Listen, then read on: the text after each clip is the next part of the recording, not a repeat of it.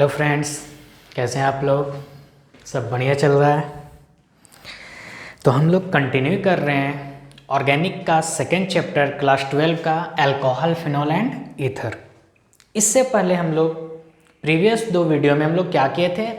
Chemical reaction किए थे alcohol का, दोनों क्लीवेज किए थे, क्लीवेज बिटवीन OH और क्लीवेज बिटवीन CO।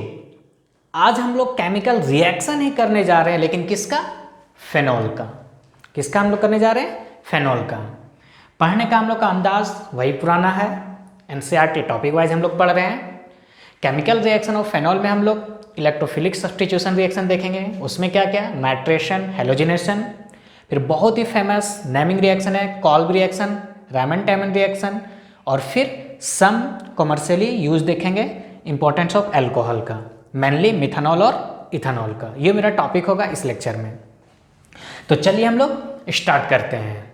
बेहतर यही होगा कि आप NCERT बुक खोल के रखें, क्योंकि हम लोग NCERT टॉपिक वाइज ही डिस्कस कर रहे हैं। तो चलिए हम लोग स्टार्ट करते हैं। सबसे पहले केमिकल रिएक्शन में फेनॉल में इलेक्ट्रोफिलिक सब्स्टिट्यूशन रिएक्शन क्यों होता है? इलेक्ट्रोफिलिक सब्स्टिट्यूशन रिएक्शन मतलब इलेक्ट्रोफाइल का ऐड होना। ये हम लोग पढ़ चुके हैं, इलेक्ट्रोफाइल का ऐड होना। क्योंकि फेनॉल जो है, यहाँ पे ध्यान दीजिए, फेनॉल आपका ये फेनॉल है, यहाँ पे 2 लोन पेयर है, और बेंजीन में 3 पाई बॉन्ड है, 3 पाई बॉन्ड है। मतलब ये खुद एक इलेक्ट्रॉन क्लाउड इसके पास ज़्यादा है, इसलिए यहाँ पे निगेटिव चार्ज न्यूक्लियोफाइल ना आके एक पॉजिटिव चार्ज आएगा, मतलब इलेक्ट्रोफाइल आएगा। इसलिए यहाँ पे हम लोग पढ़ेंगे इलेक्ट्रोफिलिक सब्स्टिट्यूशन रिएक्शन। इसे डिटेल में हम लोग हेलो एल्केन हेलोरीन में देख चुके हैं। अब जब भी हम लोग इलेक्ट्रोफिलिक सब्स्टिट्यूशन रिएक्शन कराते हैं तो 2 प्रोडक्ट देता है, ऑर्थोपारा और एक मेटा। नाम दिखने में 3 है, लेकिन ऑर्थोपारा एक साथ देता है और मेटा अलग देता है। तो कब ये कौन कौन सा ग्रुप रहेगा, कब देगा, उस पर हम लोग थोड़ा सा डिस्कस करते हैं। ये बहुत ही इंपॉर्टेंट है, क्योंकि ये electrophilic substitution reaction, nitration, halogenation, sulphonation, Friedl-craft alkylation आपको लगभग फर्स्ट 4 ऑर्गेनिक चैप्टर में मिल जाएगा।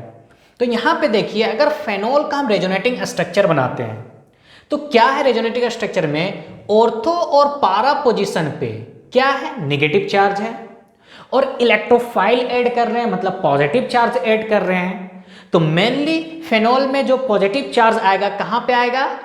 इलेक्ट्रोफाइल कहाँ पे आएगा? ऑर्थो और पारा पे।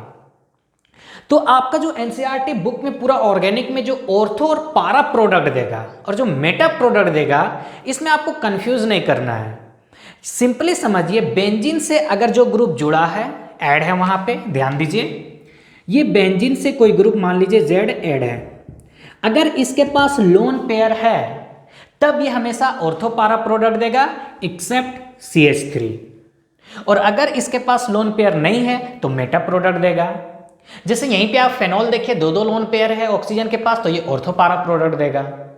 जैसे यहाँ पे अगर मान लीजिए बेंजीन के साथ आपका नेक्स्ट चैप्टर है एल्डिहाइड कीटोन कार्बोक्सिलिक एसिड, तो एल्डिहाइड में अगर हम इलेक्ट्रोफिलिक सब्स्टिट्यूशन कराते हैं तो इस कार्बन के पास देखिए एक भी यहाँ पे लोन पेयर नहीं है, तो ये कैसा प्रोडक्ट देगा?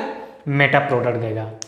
तो इस टाइप से आप समझ सकते हैं कि कौन कब ऑर्थोपारा प्रोडक्ट देगा और कौन कब मेटा प्रोडक्ट देगा। लेकिन यहाँ पे आप ध्यान दीजिए, अगर आप अपना पूरा ऑर्गेनिक का बात करें तो ये आप याद कर सकते हैं। अगर नहीं समझ में आ रहा है तो हेलोजन ग्रुप, OH किस में आएगा? फेनॉल में। इसी चैप्टर में ईथर भी आएगा। नेक्स्ट चैप्टर आप क्या है? एमीन, तो वहाँ पे NH2 आएगा। तो ये सब जब भी ग्रुप रहेगा तो क्या देगा? ऑर्थोपारा प्रोडक्ट। लोन पेयरल कंडीशन यहाँ पे अप्लाई नहीं होता है CH3 में, क्योंकि यहाँ पे हाइपर कॉन्जुगेशन होता है और इन सब में रेजोनेंस होता है। हम मैकेनिज्म पे नहीं जा रहे हैं।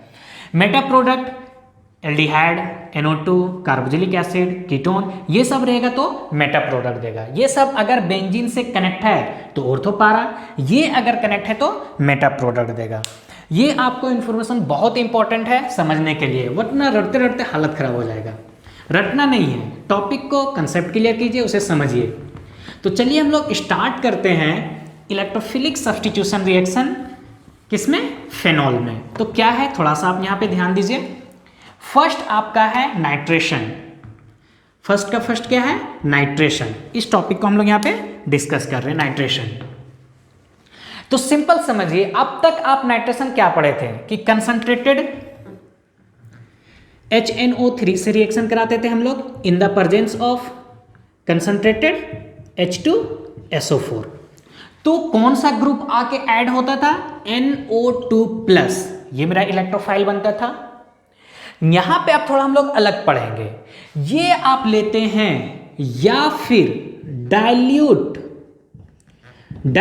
HNO3 लेते हैं, तो कोई चेंजिंग नहीं है, यही प्रोडक्ट इलेक्ट्रोफाइल NO2 आके वहां पे कनेक्ट होगा। तो कंसंट्रेटेड HNO3 लीजिए in the presence of concentrated H2SO4, तो जो इलेक्ट्रोफाइल होगा NO2+ होगा, या फिर मेनली डाइल्यूट लीजिए, तब जो इलेक्ट्रोफाइल होगा मेरा क्या होगा? NO2 ही होगा। चलिए यहां पे इसे हम लोग देखते हैं। तो मान लीजिए आपके पास क्या है? अल्कोहल, ये आपके पास फेनॉल दिया हुआ है। फेनॉल में हम लोग नाइट्रेशन करा रहे हैं। क्या करा रहे हैं? नाइट्रेशन। तो डाइल्यूट HNO3, डाइल्यूट HNO3। तो अभी हम क्या बोले, यहां पे आप ध्यान दीजिए, ऑर्थो देखिए, ऑर्थो पे नेगेटिव चार्ज, पारा पे नेगेटिव चार्ज, मतलब ये दो प्रोडक्ट देगा, ऑर्थो पारा। एक मेरा ऑर्थो पे आया OH और यहां पे NO2 ग्रुप आएगा, और एक पारा पे प्रोडक्ट देगा OH, ये यहां पे NO2 ग्रुप आएगा। ये क्या है? Ortho nitrophenol. ये क्या है? पारा नाइट्रोफिनॉल। लेकिन दोनों एक साथ देगा। अब यहां पे आप थोड़ा सा समझिए, जब एक साथ देगा, अगर हम इसे अलग करना चाहें, क्योंकि हमको एक अगर चाहिए, सिर्फ ऑर्थो चाहिए या फिर पारा चाहिए, तब यहां पे आपको स्टीम डिस्टिलेशन करना होगा। क्या करना होगा? Steam distillation. ये क्या होता है? आप 9-10 में पढ़े होंगे, कहां पे आप स्टीम डिस्टिलेशन यूज करते हैं। स्टीम डिस्टिलेशन प्रोसेस आप वहां पे यूज करते हैं जहां पे बॉइलिंग पॉइंट का डिफरेंस होता है। तो उसी टाइप से ऑर्थो और पारा में बॉइलिंग पॉइंट का डिफरेंस होता है, और यहाँ पे स्टीम डिस्टिलेशन के थ्रू हम लोग इन दोनों प्रोडक्ट को अलग कर सकते हैं। ये मेरा ऑर्थो मोर वोलाटाइल होता है। क्या होता है? More volatile. और ये जो मेरा पारा प्रोडक्ट होता है, ये मेरा लेस वोलाटाइल होता है। क्या होता है? लेस वोलाटाइल होता है। इसका मतलब क्या है? मोर वोलाटाइल का मतलब इनका बॉइलिंग पॉइंट कम होता है ऑर्थो का, और लेस वोलाटाइल का मतलब पारा का बॉइलिंग पॉइंट ज्यादा होता है। ऐसा क्यों होता है? ऐसा इसलिए होता है क्योंकि यहाँ पे जो दोनों में हाइड्रोजन बॉन्डिंग का जो फॉर्मेशन हो रहा है वो अलग होता है। जो ऑर्थो में हाइड्रोजन बॉन्डिंग का फॉर्मेशन हो रहा है वो इंट्रामोलिक्यूलर हो रहा है, और पारा में इंटरमोलिक्यूलर। हम क्या बोल रहे हैं? ऑर्थो में इंट्रा और पारा में इंटर। दोनों में क्या डिफरेंस है समझिए। अगर यहां पे आप ऑर्थो नाइट्रोफिनॉल लेते हैं, OH NO, तो यहां पे ध्यान दीजिए, यहां पे जो बॉन्ड का फॉर्मेशन हो रहा है हाइड्रोजन बॉन्डिंग, ये कहलाता है इंट्रामोलिक्यूलर। क्यों? क्योंकि एक ही मॉलिक्यूल के अंदर जो बॉन्ड हाइड्रोजन बॉन्डिंग का जो फॉर्मेशन होता है वो इंट्रा कहलाता है, और टू डिफरेंट ग्रुप में अगर हाइड्रोजन बॉन्डिंग का फॉर्मेशन होता है तो क्या कहलाता है? Intermolecular hydrogen bonding. जैसे यहां पे मान लीजिए OH पारा प्रोडक्ट आप लिखिए, NO2, एक और पारा प्रोडक्ट लिखिए OH NO2। तब आप ध्यान दीजिए, यहां पे जो मॉलिक्यूल का फॉर्मेशन हाइड्रोजन बॉन्डिंग का फॉर्मेशन हो रहा है, ये मेरा क्या है? पारा। ये मेरा क्या है? ऑर्थो। तो ऑर्थो में इंट्रा मतलब विथ इन मॉलिक्यूल का फॉर्मेशन हो रहा है हाइड्रोजन बॉन्डिंग, ये क्या कहलाता है? Intra molecular hydrogen bonding. Intra molecular hydrogen bond. लेकिन टू डिफरेंट मॉलिक्यूल में अगर जो बॉन्ड होता है ये कहलाता है इंटर मॉलिक्यूलर हाइड्रोजन बॉन्डिंग। क्या कहलाता है? Inter molecular hydrogen bonding. तो अब यहां पे ध्यान दीजिए, ये विथ इन मॉलिक्यूल लग रहा है एक ही मॉलिक्यूल में, ये टू डिफरेंट मॉलिक्यूल में लग रहा है, तो क्या यहां टू ही मॉलिक्यूल होगा? नहीं, लार्ज नंबर ऑफ मॉलिक्यूल होगा। तो यहां पे क्या होगा? बहुत सारा आपस में पारा मॉलिक्यूल जो होगा, पारा नाइट्रोफिनॉल आपस में आके कनेक्ट होगा, मतलब मॉलिक्यूलर मास इंक्रीज करेगा। और जैसे जैसे मॉलिक्यूलर मास इंक्रीज करता है, बॉइलिंग पॉइंट क्या होता है? इंक्रीज करता है। क्यों बॉइलिंग पॉइंट इंक्रीज करता है? क्योंकि वहां पे क्या होता है? वंडर वाल फोर्स ऑफ अट्रैक्शन क्या होता है? इंक्रीज करता है। तो आप इसे नोट करके लिख सकते हैं कि जो बॉइलिंग पॉइंट होता है, क्या बॉइलिंग पॉइंट डायरेक्टली प्रोपोर्शनल किसका, मोलिकुलर मास का, किसका, मोलिकुलर मास का। ऐसा क्यों होता है, क्योंकि मोलिकुलर मास जब इंक्रीज करता है तो वंडर वाल फोर्स ऑफ अट्रैक्शन भी क्या होता है, इंक्रीज करता है। तो यहां पे ज्यादा फोर्स ऑफ अट्रैक्शन पारा में होगा, तो इसे आप हिट कीजिएगा तो ऑर्थो क्या बॉइलिंग पॉइंट कम होगा, तो ये क्या होगा, इजिली डिस्टिम बन के बाहर निकल जाएगा स्टीम बन के। लेकिन नाइट्रो जो होगा ये उसी जिस वेसल में आप इसे रिएक्शन करा रहे हैं उसी वेसल में ये पारा प्रोडक्ट प्रेजेंट होगा और ऑर्थो नाइट्रोफेनॉल क्या होगा, स्टीम बन के बाहर निकल जाएगा वेपर बन के। तो इस टाइप से आप इसे डिस्टिंग्विश कर सकते हैं। नाइट्रेशन में एक और यहाँ पे बहुत ही इंपॉर्टेंट है, जब हम लोग कंसंट्रेटेड HNO3 से रिएक्शन कराते हैं, मतलब कंसंट्रेटेड सल्फ्यूरिक एसिड से, तब यहाँ पे क्या होता है आप ध्यान दीजिए। देखिए जब आप अगर कंसंट्रेटेड सल्फ्यूरिक एसिड, मान लीजिए फेनॉल है OH, अगर आप इसे कंसंट्रेटेड HNO3 से रिएक्शन कराते हैं तब यहां पे क्या होता है, पिक्रिक एसिड का फॉर्मेशन होता है। बहुत ही फेमस कॉमन नेम है OH। यहां पे भी NO2 ग्रुप आएगा, यहां पे भी NO2 ग्रुप आएगा और यहां पे भी NO2 ग्रुप आएगा। इसका आयुपैक नेम देखें तो 1 2 3 4 5 6 2 4 6 ट्राई नाइट्रोफिनॉल, ट्राई नाइट्रोफिनॉल। लेकिन कॉमन नेम ज्यादा फेमस है, कॉमन नेम इसका क्या है, पिक्रिक एसिड। क्या है, पिक्रिक एसिड। देखिए यहां पे OH है लेकिन एसिड का काम कर रहा है, इसलिए कॉमन नेम हमेशा याद रखिए, क्या है, पिक्रिक एसिड। तो यहां पे फर्क क्या है, वहां पे हम लोग डाइल्यूट लिए थे, यहां पे क्या लिए, कंसंट्रेटेड HNO3। लेकिन ये पिक्रिक एसिड बनाने का जो वे है ये एक अच्छा मेथड नहीं माना जाता है। तो अच्छा मेथड क्या है, एनसीईआरटी में आपको लैंग्वेज लिख के, रिएक्शन लिख के नहीं बताया, लैंग्वेज लिखा है, आपको खुद से लिखने के लिए बोला है। आप एनसीईआरटी बुक अगर रीडिंग कीजिएगा तो वहां पे लिखा हुआ है कि आप इसे खुद से कर सकते हैं या कीजिए। क्या लिखा हुआ है कि सबसे पहले हम लोग फेनॉल को क्या करते हैं, कंसंट्रेटेड H2SO4 से रिएक्शन कराते हैं। तो ये क्या देता है, फेनॉल 2,4 फेनॉल, 2 पे SO3H 1 2 3 4 और यहां पे SO3H, फेनॉल 2,4 डाइसल्फ्यूरिक एसिड ये देता है। फर्दर क्या बोल रहा है, फर्दर आप इसे कंसंट्रेटेड HNO3 से रिएक्शन कराइए, किससे, कंसंट्रेटेड HNO3 से, तब ये जाके पिक्रिक एसिड में कन्वर्ट होता है। OH जहां जहां SO3H है किस में कन्वर्ट होगा, NO2 में कन्वर्ट हो जाएगा, NO2, क्योंकि ये भी ऑर्थो पोजीशन है और कंसंट्रेटेड लिए मतलब बहुत ज़्यादा NO2 मॉलिक्यूल होगा तो ये यहाँ पे भी आके कनेक्ट होता है और ये मेरा क्या बना, पिक्रिक एसिड। ये एक वेल मेथड माना जाता है। ये रिएक्शन लैंग्वेज में आप एनसीईआरटी में लिखा हुआ है, आप इसे यहाँ से नोट कर सकते हैं। तो ये सारा इंफॉर्मेशन था मेरा इलेक्ट्रोफिलिक सब्स्टिट्यूशन रिएक्शन किसके थ्रू, नाइट्रेशन में। नेक्स्ट आइए इलेक्ट्रोफिलिक सब्स्टिट्यूशन रिएक्शन हम लोग करेंगे हेलोजिनेशन में। याद कीजिए इससे पहले आप हेलोजिनेशन में क्या किए थे, हेलोजिनेशन में कौन सा इलेक्ट्रोफाइल आके ऐड होता था, X ग्रुप X+, लेकिन वहां पे जो हम लोग कैटलिस्ट लेते थे, लेविस एसिड लेते थे, AlCl3 FeCl3। तो वो यहाँ पे ध्यान दीजिए क्या हम लोग करते थे, मान लीजिए फेनॉल है OH, X group X2, chlorine fluorine bromine, fluorine नहीं लेते हैं। तो अब यहाँ पे हम लोग कराते थे AlCl3 के प्रेजेंस में, तो ये मेरा प्रोडक्ट क्या देता था, OH, और यहाँ पे X ग्रुप आके कनेक्ट होता था। ये मेरा था हेलोजिनेशन। इलेक्ट्रोफाइल यहाँ पे क्या बनता है, X+ बनता है। लेकिन यहाँ पे आप थोड़ा हम इसे अलग से पढ़ते हैं। यहाँ पे अब डिपेंड करेगा कैटलिस्ट के ऊपर। जब हम लोग लेस पोलैरिटी सॉल्वेंट यूज करेंगे और हायर पोलैरिटी सॉल्वेंट यूज करेंगे तो डिफरेंट प्रोडक्ट देगा। लेस पोलैरिटी जब हम सॉल्वेंट यूज करते हैं तो जो आप हेलोजिनेशन पढ़े थे सेम रिएक्शन देगा। केस 1 आप इसे कर सकते हैं, किसका, फर्स्ट का 2 हम लोग डिस्कस कर रहे हैं। हेलोजिनेशन क्या, जब हम लोग लेस पोलैरिटी सॉल्वेंट यूज कर रहे हैं, लेस पोलैरिटी सॉल्वेंट यूज कर रहे हैं। जैसे क्या क्या यहाँ पे हो सकता है, यहाँ पे CHCl3 या फिर CH2 या फिर CCl4 इस टाइप का कुछ होगा, लेस पोलैरिटी जिसमें होता है।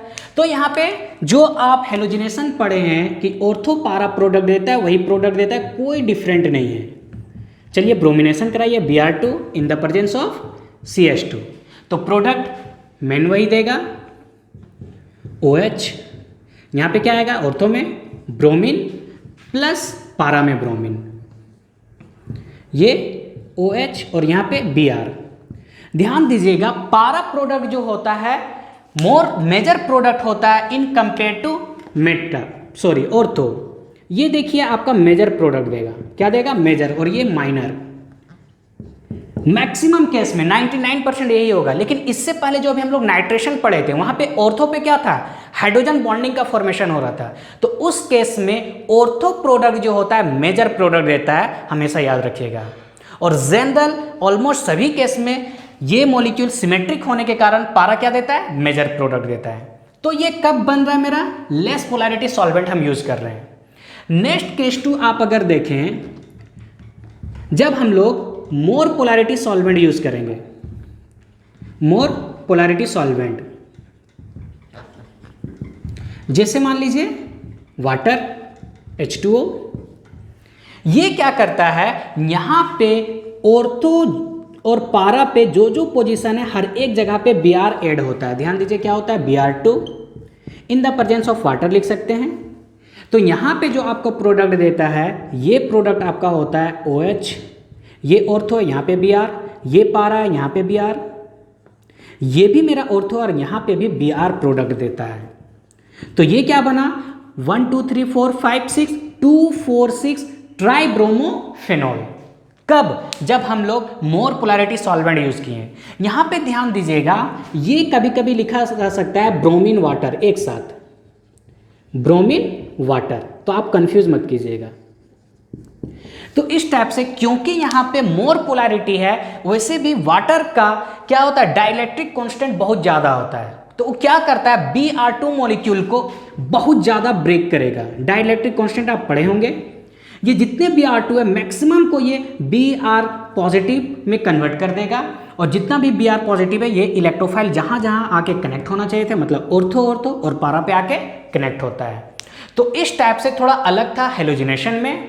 लेस वोलाटाइल में जो आप हेलोजिनेशन पढ़े थे सेम रिएक्शन, लेकिन जब मोर पोलैरिटी सॉल्वेंट आप लेते हैं तब आपको एक डिफरेंट प्रोडक्ट देता है। क्या देता है, 2,4,6 ट्राई नाइट्रो 2,4,6 ट्राइब्रोमोफेनॉल।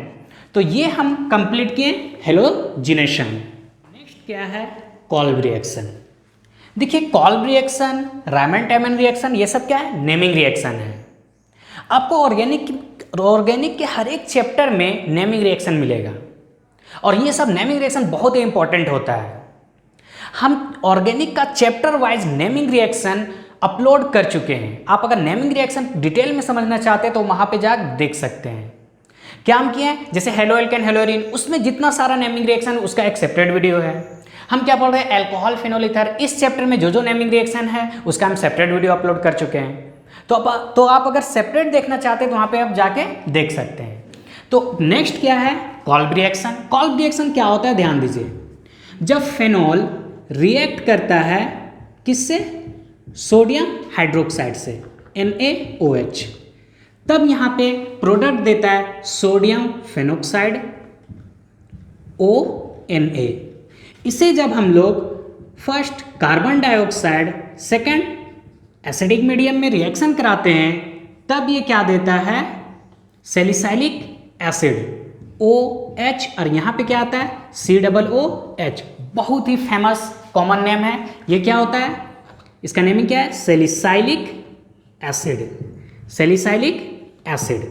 लेकिन आप इसका अगर आईयूपैक नेम देखना चाहते हैं तो COOH क्या है, फंक्शनल ग्रुप है, तो यहां से नंबरिंग होगा 1 2। अब OH क्या होगा, ब्रांच बन जाएगा, तो क्या कहलाएगा, 2 हाइड्रोक्सी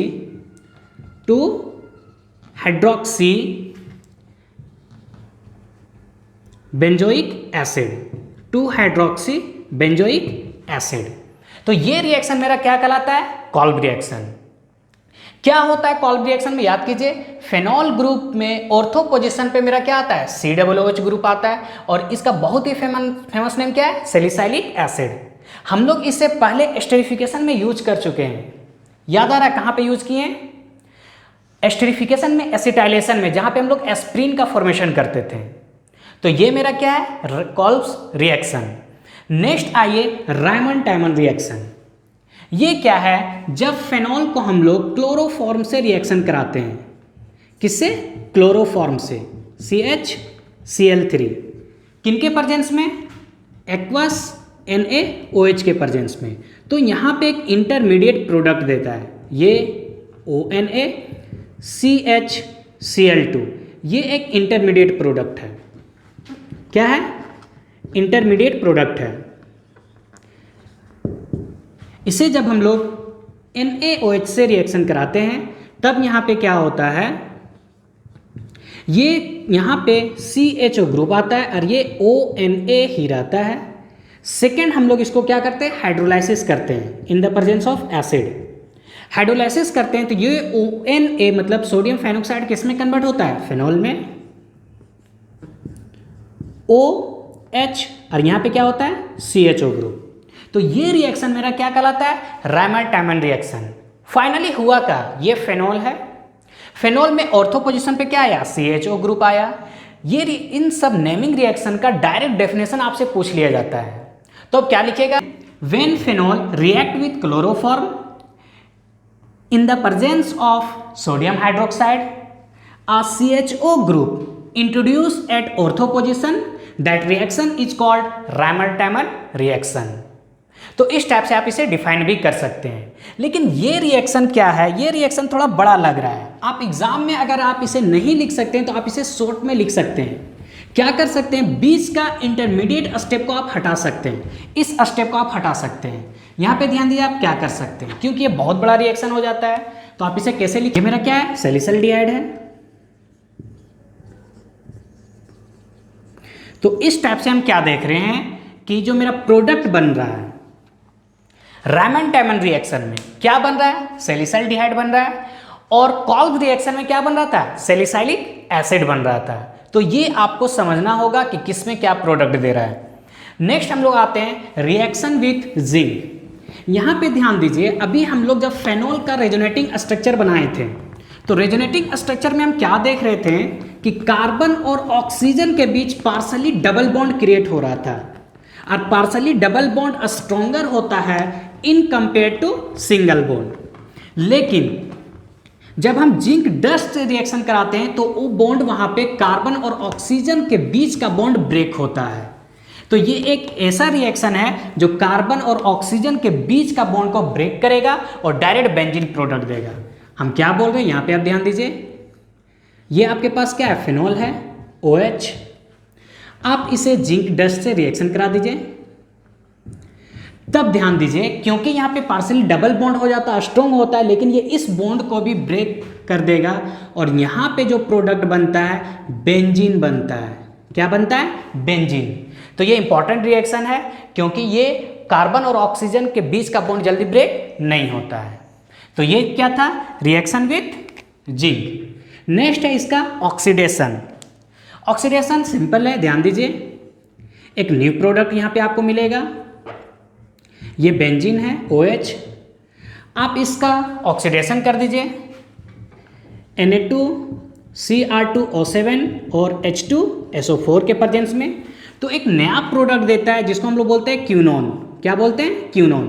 कीटोन ग्रुप ये यहाँ पे आ जाता है और ये बॉन्ड यहाँ पे शिफ्ट होता है, इसका नाम क्या है, कीनोन, या फिर हाइड्रोक्यूनोन भी बोलते हैं। तो ये मेरा क्या था, ऑक्सीडेशन। मेथनॉल और इथेनॉल अल्कोहल का बात करेंगे, क्या इसका हम कहाँ पे कमर्शियली यूज कर सकते हैं या इसका क्या इंपॉर्टेंस है। आपके एग्जाम में इसका डिस्टिंग्विश पूछ देता है कि what is the difference between methanol and ethanol.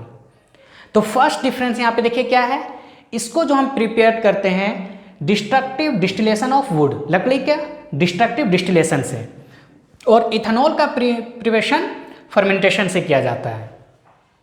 Next क्या डिफरेंस है, मिथेनॉल जो होता है हाईली पॉइजनस होता है और ये क्या होता है, नॉट पॉइजनस। इथेनॉल ये कोई खास पॉइजनस नहीं होता है। कभी कभी जो लोग ड्रिंक करते हैं, अगर गलती से मेथनॉल को ड्रिंक कर लिए, अल्कोहलिक लेते हैं मेथनॉल, तो वो क्या करता है, इतना ज़्यादा हार्मफुल होता है कि वो इंसान डेथ भी कर सकता है। तो ये बहुत ही ज़्यादा पॉइजनस होता है। थर्ड डिफरेंस क्या है, बॉइलिंग पॉइंट में मिथनॉल का बॉइलिंग पॉइंट 337 केल्विन होता है और इसका 351 केल्विन। प्रिपरेशन देखिए मिथनॉल का, जब कार्बन डाइऑक्साइड को हाइड्रोजनेशन कराया जाता है in the presence of catalyst क्या लेते हैं, ZnOCr2O3, हाई प्रेशर और हाई टेम्परेचर पे तब मिथनॉल का फॉर्मेशन होता है। लेकिन यहाँ पे इथेनॉल का प्रिपरेशन में जब हम लोग ग्लूकोज को जाइमेस कैटलिस्ट के प्रेजेंस पे रिएक्शन करते हैं तो इथेनॉल का प्रिपरेशन होता है। तो ये कुछ डिस्टिंग्विश था मेथनॉल और इथेनॉल में, ये आपके एग्जाम के पॉइंट ऑफ व्यू से इंपॉर्टेंट है। तो इस टाइप से हम लोग कंप्लीट अल्कोहल फिनॉल खत्म किए। नेक्स्ट लेक्चर में हम लोग ईथर स्टार्ट करेंगे। अगर इस लेक्चर में या वीडियो में आपको कुछ डाउट है तो आप कमेंट कीजिए। इस मैटर में आप मेरे टीचर हो, आप कमेंट कीजिएगा तभी हम इसे इम्प्रूव कर पाएंगे कि कहाँ पे कमी रह जा रहा है। तो आपको कुछ अगर कमी लगता है तो आप ज़रूर कमेंट कीजिए। चलिए इस टॉपिक से रिलेटेड एक क्वेश्चन एग्जाम्पल 11.5 दिया हुआ है जो आपको स्क्रीन पर दिख रहा होगा। क्या है, write the structure of the major product expected from the following reaction. A में क्या दिया है, mononitration of three methyl phenol. B में क्या है, डाइनाइट्रेशन ऑफ 3-मिथाइल फिनॉल। सी में क्या है, मोनोनाइट्रेशन ऑफ फिनाइल मिथानोएट। चलिए इसे हम लोग सॉल्व करते हैं। तो यहाँ पे आप ध्यान दीजिए, कोई भी प्रोडक्ट करना हम लोग को यहाँ पे क्या है, नाइट्रेशन करना है। क्या करना है, नाइट्रेशन, मतलब NO2 ग्रुप को ऐड करना है। NO2 ग्रुप को, यहाँ पे भी NO2 ग्रुप को और यहाँ पे भी NO2 ग्रुप को। जो ग्रुप हम लोग ऐड करते हैं वो कहाँ पे ऐड होगा, ये डिपेंड करता है जो पहले से ग्रुप बेंजीन पे प्रेजेंट है। तो यहाँ OH है, CH3 है, तो रेजोनेंस किस में हो रहा है, OH में, तो ये ज़्यादा रिस्पॉन्सिबल होगा। तो अभी हम लोग देखें OH जब रहता है, हर एक जगह पे OH है, ऑक्सीजन है, तो OH जब रहता है तो हम लोग क्या देखें, ऑर्थो और पारा प्रोडक्ट देता है। क्या देता है, ऑर्थो और पारा प्रोडक्ट। अब फर्स्ट केस में देखिए मोनोनाइट्रेशन करना है, मतलब एक नाइट्रोजन को हम लोग को ऐड करना है। तो ध्यान दीजिए 1 2 3 4 5 6, 2 और 6 मेरा ऑर्थो पोजीशन है और 4 मेरा पारा पोजीशन है। क्योंकि हमको मेजर प्रोडक्ट देखना है, अगर यहाँ पे NO2 2 पे आके ऐड होता है तो OH और CH3 दोनों के बीच में है, तो यहाँ पे स्टेरिक हिंड्रेंस ज़्यादा लगेगा। तो इसलिए यहाँ पे मेजर प्रोडक्ट नहीं बन सकता है। प्रोडक्ट बनेगा, मेजर प्रोडक्ट नहीं बनेगा।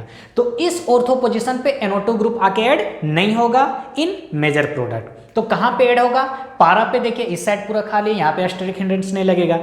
इस ऑर्थो पोजीशन पे ऐड होगा क्योंकि यहाँ पे स्टेरिक हिंड्रेंस नहीं लगेगा। तो प्रोडक्ट क्या दिया, ध्यान दीजिए, मोनोनाइट्रेशन में हमको यहाँ पे 2 प्रोडक्ट मिलेगा। ये क्या है, OH, यहाँ पे CH3, यहाँ पे NO2 ग्रुप आके ऐड होगा, प्लस एक प्रोडक्ट हमको और ये देगा ऑर्थो पोजीशन पे OH, ये यहाँ पे आके कनेक्ट होगा। क्यों, यहाँ पे क्यों नहीं, क्योंकि यहाँ पे स्टैटिक हिंड्रेंस लगेगा। नेक्स्ट क्या बोल रहा है, डाइनाइट्रेशन। अब मतलब 2 NO2 ग्रुप ऐड करना है तो सिंपल मेजर प्रोडक्ट देखना है, तो फिर से वही बात, यहाँ पे क्या होगा, स्टैटिक हिंड्रेंस ज़्यादा लगेगा, तो यहाँ पे और इस जगह पे कनेक्ट करना है, मतलब पारा और इस ऑर्थो पे। तो यहाँ पे प्रोडक्ट मेरा क्या देगा, ये मेरा प्रोडक्ट बनेगा, ये मेरा OH है, यहाँ पे ध्यान दीजिए CH3 है, तो डाइनाइट्रेशन एक NO2 ग्रुप यहाँ पे आके कनेक्ट होगा और एक इस ऑर्थो पोजीशन पे कनेक्ट होगा। अब सिंपल आ जाइए, मोनोनाइट्रेशन करना है इस ग्रुप में। अब यहाँ पे अभी हम आपको क्या बताएं कि पारा प्रोडक्ट मेजर प्रोडक्ट होता है। सिर्फ ऑर्थो नाइट्रोफिनॉल में वहाँ पे हाइड्रोजन बॉन्डिंग बनता था, यहाँ पे भी नाइट्रेशन कर रहे हैं लेकिन यहाँ पे हाइड्रोजन बॉन्डिंग नहीं बन रहा है, इसलिए ऑर्थो मेजर नहीं होगा। मेजर कौन होगा, पारा प्रोडक्ट। क्यों हाइड्रोजन बॉन्डिंग नहीं बनेगा, क्योंकि यहाँ पे स्टेरिक हिंड्रेंस लगेगा। तो आइए इसमें हम देखें, तो मेरा प्रोडक्ट क्या बनेगा, OCO-CH3 और ये ग्रुप यहाँ पे आके कनेक्ट होगा CH3। नाइट्रेशन कर रहे हैं तो ये क्या होगा, NO2। तो इस टाइप से हम लोग एक क्वेश्चन को डिस्कस किए। मिलते हैं हम लोग नेक्स्ट लेक्चर के साथ। Thank you.